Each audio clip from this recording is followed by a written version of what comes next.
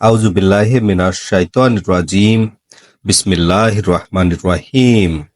রহমান ও রাহিম আল্লাহ তাআলার নামে সূরাতুল হুদ এর বাংলা সরল অনুবাদ শুরু করছি। আলিফ লাম র, একটি কিতাব যার আয়াতগুলো সুপ্রতিষ্ঠিত, সর্বাজ্ঞ কুশলীর পক্ষ হতে বিস্তারিত বিবৃত।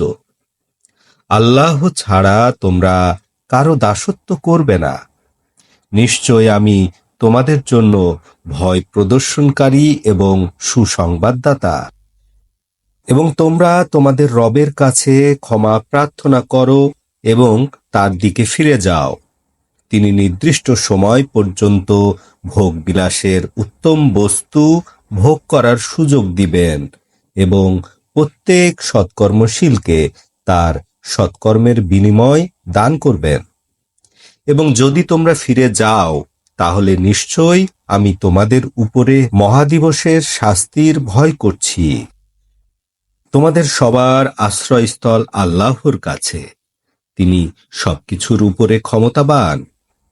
জেনে রাখো, ওরা মুহাম্মদ হতে প্রকৃত অবস্থা গোপন রাখার জন্য বক্ষ দ্বিভাজ করে রাখে। জেনে রাখো, ওরা যখন নিজেদেরকে কাপড় দিয়ে ঢেকে নেয় তখনও আল্লাহ জানেন যা ওরা প্রকাশ করে এবং যা গোপন করে। নিশ্চয় তিনি অন্তরের সকল খবর সম্পর্কে অবহিত। পৃথিবীর মধ্যে যত সব প্রাণী বিচরণ করে সবার রিজিকের দায়িত্ব আল্লাহর উপরে, এবং তিনি জানেন তাদের স্থায়ী ঠিকানা এবং অস্থায়ী ঠিকানা। সবকিছু পরিষ্কার কিতাবে লেখা আছে। তিনি সেই আল্লাহ যিনি 6 দিনে আকাশ পৃথিবী সৃষ্টি করেছেন এবং তার আরশ ছিল পানির উপরে। তিনি তোমাদেরকে পরীক্ষা করবেন তোমাদের মধ্যে কে সবচেয়ে ভালো কাজ করতে পারে। আপনি যদি তাদেরকে বলুন মৃত্যুর পর তোমাদেরকে জীবিত করা হবে, তখন কাফিররা অবশ্যই বলবে, নিশ্চয়ই ইহা জাদু ছাড়া আর কিছু নয়। যদি তাদের থেকে কিছু সময়ের জন্য শাস্তি বিলম্ব করা হয় তাহলে অবশ্যই তারা বলবে, কিসে উহা আটকে রেখেছে। জেনে রাখো, যেদিন তাদের উপরে শাস্তি আসবে তখন তাদের থেকে উহা আর হটানো হবে না, এবং যে বিষয় নিয়ে তারা উপহাস করত ওই বিষয়ই তাদেরকে ঘিরে ফেলবে।